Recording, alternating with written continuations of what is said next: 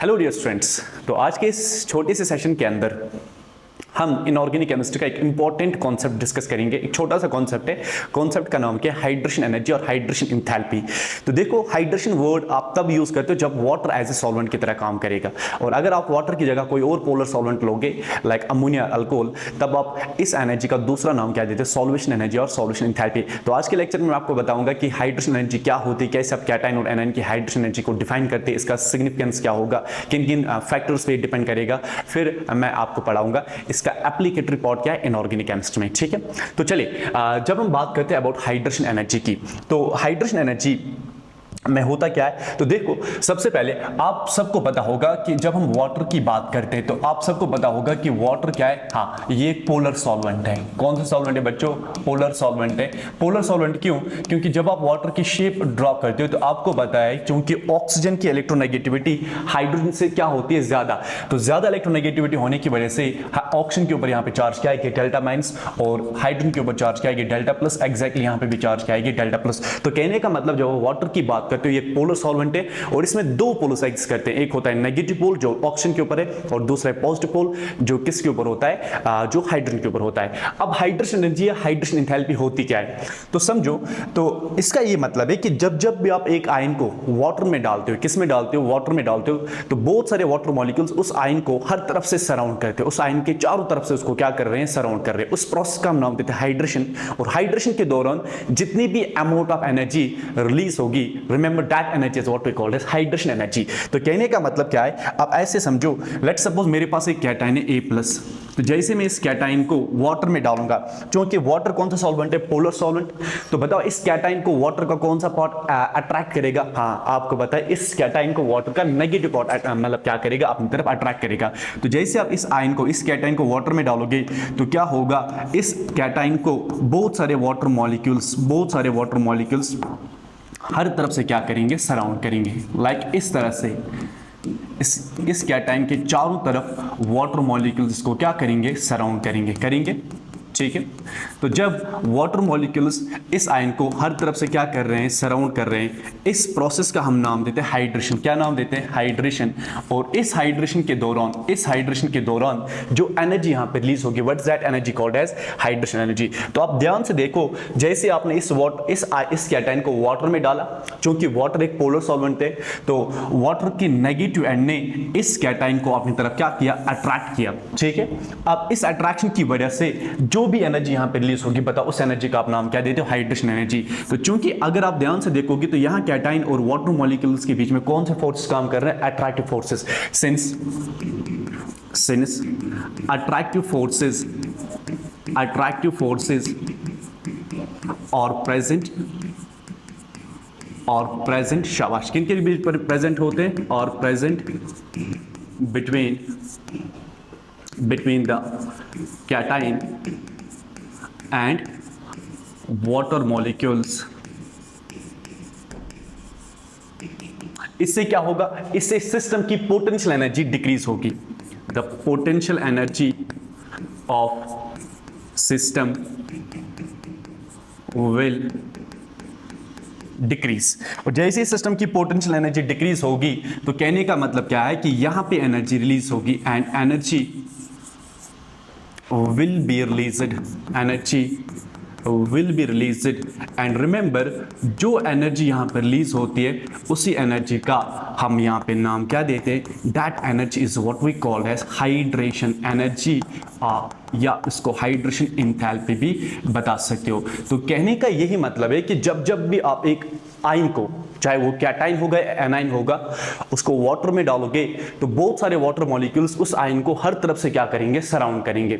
ठीक है, और उस सराउंडिंग के दौरान, उस अट्रैक्शन के दौरान, उस हाइड्रेशन के दौरान जो भी एनर्जी यहां पे रिलीज होगी, बताओ उस एनर्जी का आप नाम क्या देते हैं? Hydration energy.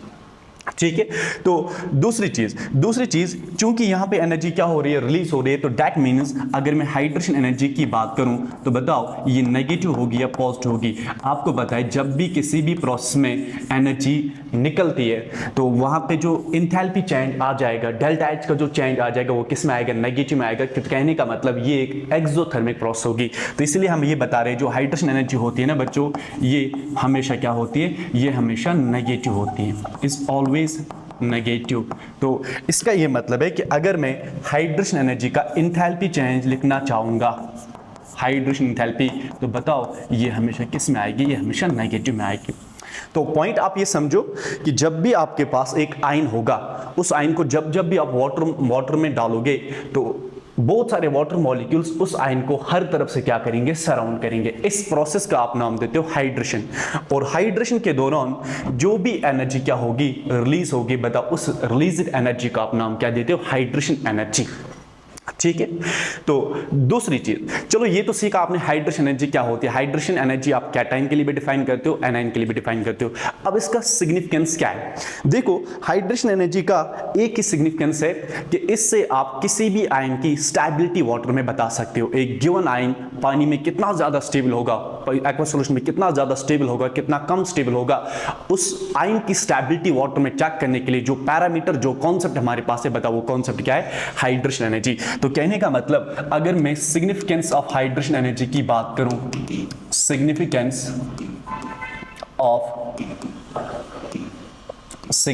Of hydration energy, तो बच्चों ध्यान से सुनना, हाइड्रेशन एनर्जी का सिग्निफिकेंस क्या है। क्योंकि आपने देखा ये एनर्जी रिलीज हो रही है, और रिलीज होने का मतलब इसका वैल्यू हमेशा नेगेटिव में आएगा। दैट मींस एक एक्सोथर्मिक प्रोसेस होती है।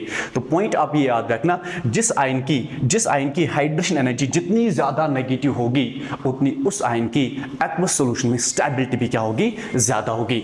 सो ये पॉइंट आप याद रखना, more negative is the value of hydration energy, more negative is the value of hydration energy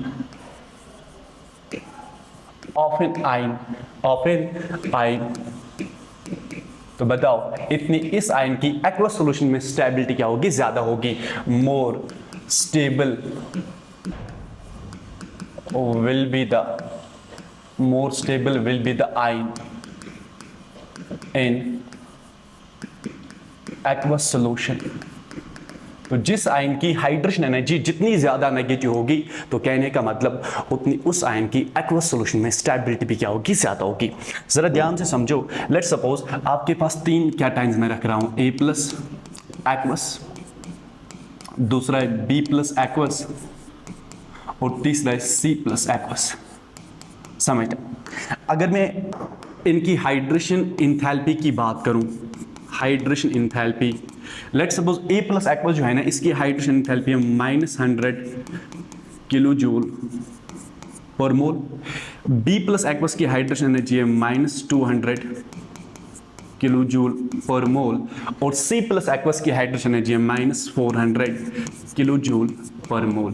तो अगर मैं आपसे पूछूं, बताओ तीनों में कौन सा कैटायन एक्वस सॉल्यूशन में ज्यादा स्टेबल है? हाँ, आपको पता होगा, आपको आइडिया लग चुका होगा, जिस आयन की हाइड्रेशन एनर्जी का वैल्यू जितना ज्यादा नेगेटिव में आएगा, उतनी उस आयन की एक्वस सॉल्यूशन में स्टेबिलिटी क्या होगी? ज्यादा होगी। तो अगर आप तीनों का हाइड्रेशन एनर्जी कंपेयर करोगे, बताओ तीनों में सबसे ज्यादा हाइड्रेशन एनर्जी किसकी? C+ की। तो दैट मीन्स ये जो C+ एक्वस होगा, ये एक्वस सॉल्यूशन में क्या होगा? More stable in aqueous solution. तो याद रखना, ये हाइड्रेशन एनर्जी का सिग्निफिकेंस होता है कि इससे आप किसी भी गिवन आयन की एक्वस सॉल्यूशन में स्टेबिलिटी को डिसाइड कर पाओगे। तो जिस आयन की हाइड्रेशन एनर्जी जितनी ज्यादा होगी, उतनी उस आयन की एक्वस सॉल्यूशन में स्टेबिलिटी भी क्या होगी? ज्यादा होगी। तो चलिए, सबसे पहले मैंने आपको बताया हाइड्रेशन एनर्जी क्या होती है, फिर मैंने आपको बताया इसका एंथैल्पी चेंज नेगेटिव में आता है। क्यों आता है? क्योंकि एक एक्सोथर्मिक रिएक्शन होती है, एनर्जी यहाँ पे रिलीज हो रही। तीसरा मैंने आपको बताया इसका सिग्निफिकेंस क्या है। तो सिग्निफिकेंस आपको पता है कि इससे आप किसी भी आयन की एक्वस सॉल्यूशन में स्टेबिलिटी बता सकते हो। ठीक है, अब चलिए, अब हम बात करते हैं कि किन किन फैक्टर्स के ऊपर हाइड्रेशन एनर्जी डिपेंड करती है। तो देखो बच्चों, अगर मैं फैक्टर्स की बात करूं, factors affecting hydration energy, factors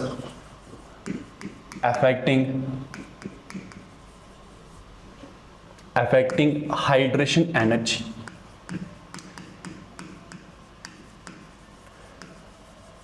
देखो बच्चों, जब हम फैक्टर्स की बात करते हैं, रिमेंबर जो हाइड्रेशन एनर्जी होती है ना किसी भी आयन की, चाहे कैटायन ले लो या एनायन ले लो, हाइड्रेशन एनर्जी याद रखना, जो हाइड्रेशन एनर्जी होगी, hydration energy of any ion is directly proportional to extent of hydration, मैं अभी बताऊंगा what's mean by extent of hydration.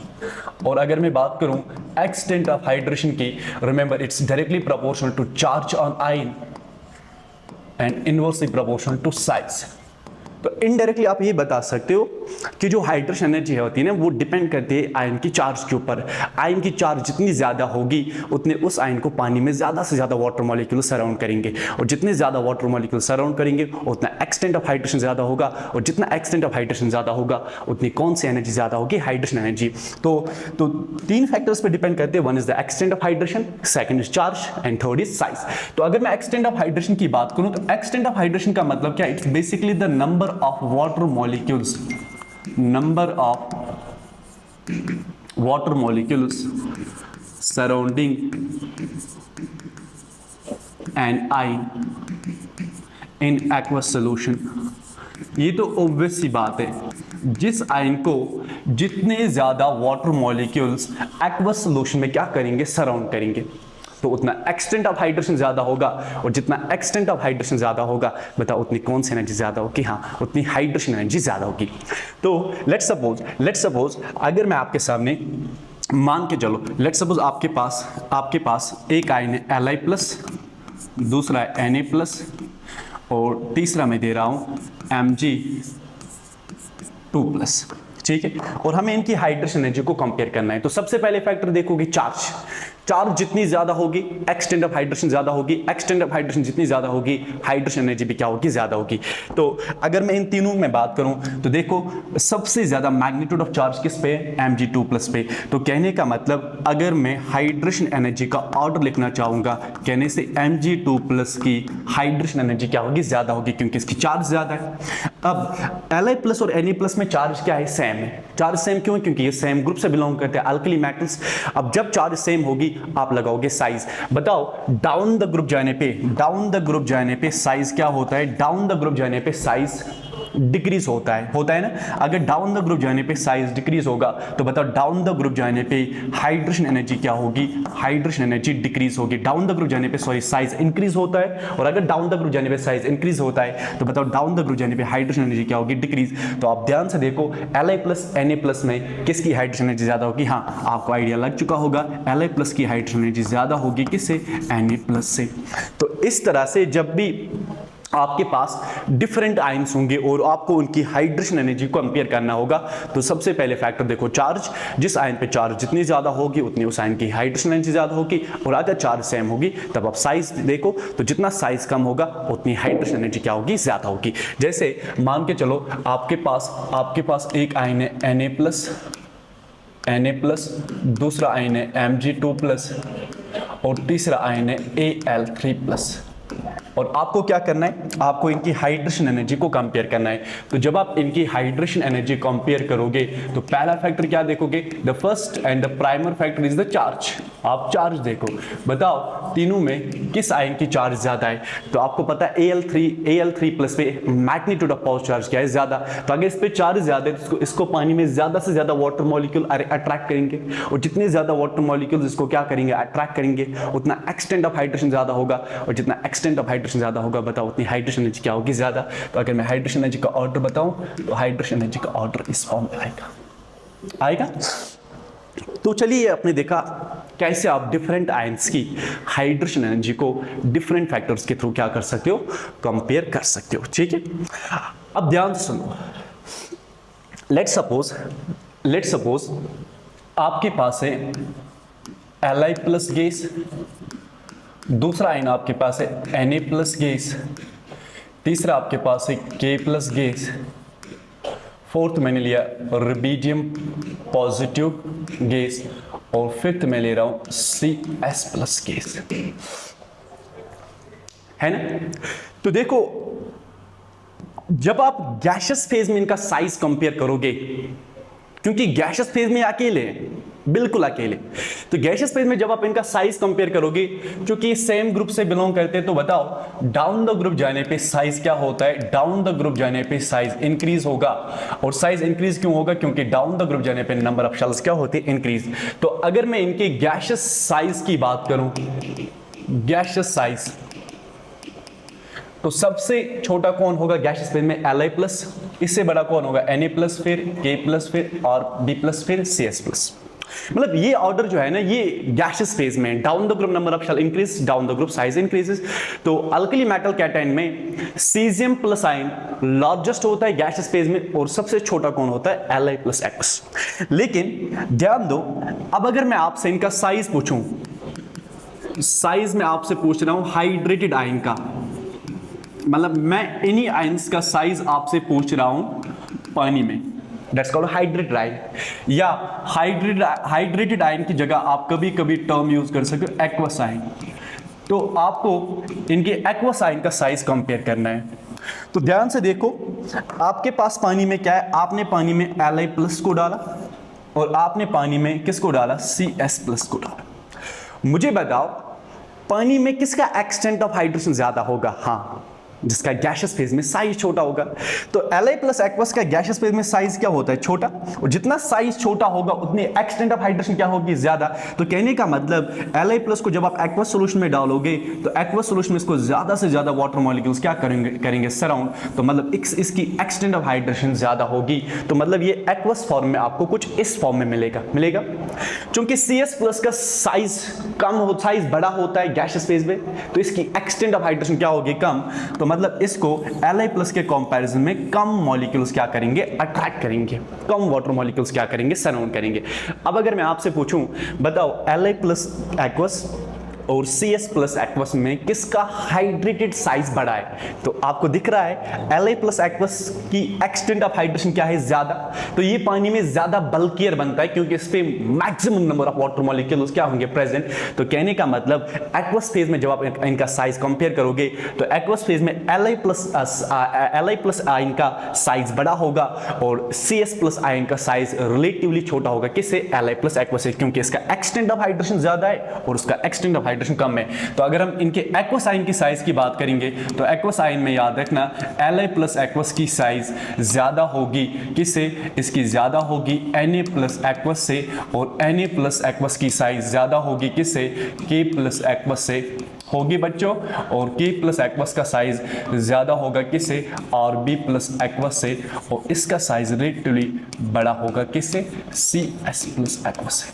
तो कहने का मतलब Cs+ gas was largest but that was in gaseous phase. अब आपने आयन को पानी में डाला है, अब आयन अकेला नहीं है, उस आयन के अराउंड वाटर मॉलिक्यूल्स प्रेजेंट है।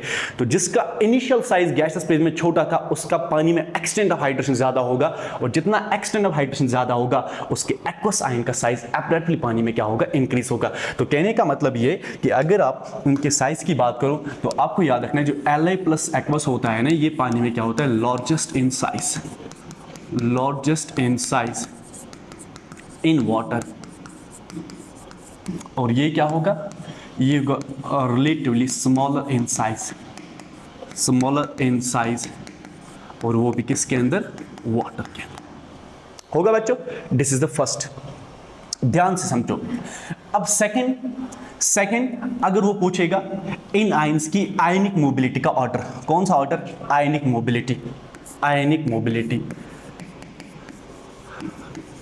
मोबिलिटी हम किसको कहते हैं, बेसिकली आयनिक मोबिलिटी क्या होती है, एक आयन की एक्वस सॉल्यूशन में चलने की टेंडेंसी, एक आयन की एक्वस सॉल्यूशन में जो मूव करने की टेंडेंसी होगी, that's what we call as ionic mobility. So what's ionic mobility, it is the ability of an ion to move in aqueous solution. तो अगर आप ऊपर वाले आयंस का आयनिक मोबिलिटी कंपेयर करोगे तो देखो आपके पास था Li+Aquous, आपके पास है Cs+Aquous। बताओ पानी में ज्यादा बल्कि कौन है, हाँ Li+Aquous। तो बताओ पानी में किसकी स्पीड कम होगी, ऑब्वियसली जो जितना बल्कि होगा उतनी उसकी स्पीड, उतनी उसकी चलने की टेंडेंसी वाटर में क्या होगी, कम। तो बताओ सबसे बल्कि कौन है, Li+Aquous, लेस बल्कियर कौन है, Cs+Aquous। तो दैट मीन्स जिस आयन की वाटर में एक्वस फेज में एक्सटेंट ऑफ हाइड्रेशन ज्यादा होगी तो वो ज्यादा बल्कियर होगा, और अगर वो ज्यादा बल्कियर होगा तो उसकी आयनिक मोबिलिटी भी क्या होगी, कम होगी। तो अगर हम आयनिक मोबिलिटी का ऑर्डर देंगे तो याद रखना Li प्लस एक्वस की आयनिक मोबिलिटी कम होगी किससे, Na प्लस एक्वस से, और Na प्लस एक्वस की आयनिक मोबिलिटी कम होगी K प्लस एक्वस से, और K प्लस एक्वस की आयनिक मोबिलिटी कम होगी Rb प्लस एक्वस से, और Rb प्लस एक्वस की मोबिलिटी कम होगी किससे, Cs प्लस एक्वस से। तो कहने का मतलब क्या है, Li प्लस की आयनिक मोबिलिटी कम क्यों होती है, due to greater extent of hydration, क्योंकि पानी में इसका एक्सटेंट ऑफ हाइड्रेशन क्या होता है, ज्यादा। Due to greater extent of hydration its mobility will be less, क्योंकि ये ज्यादा बल्कि है, इस पे ज्यादा वजन है। तो अगर इस पे पानी में ज्यादा वजन है तो इसमें इसकी चलने की कैपेसिटी वाटर में क्या होगी, कम। So it's mobility will be less. तो अगर आप यहां पे बात करोगे Cs प्लस एक्वस की मोबिलिटी क्या है, ज्यादा है। It's due to lesser extent of hydration, इसका एक्सटेंट ऑफ हाइड्रेशन कम होता है ना। So more mobility. तो देखो बच्चों, अगर वो आपसे आयनिक मोबिलिटी का ऑर्डर पूछेगा तो आप देखो किस आयन का एक्वस सॉल्यूशन में एक्सटेंट ऑफ हाइड्रेशन ज्यादा हो रहा है, और जितना आयन का एक्सटेंट ऑफ हाइड्रेशन ज्यादा होगा उतना वो पानी में और ज्यादा बल्की बनेगा, और जितना वो पानी में ज्यादा बल्कियर बनेगा उसकी आयनिक मोबिलिटी वाटर में रिलेटिवली क्या होगी, कम होगी। ठीक है, तो ये एक छोटा सा टॉपिक था अबाउट हाइड्रेशन एनर्जी, इसका सिग्निफिकेंस, इसका सिग्निफिकेंस और इनके फैक्टर्स, और फिर मैंने कुछ एग्जाम्पल्स।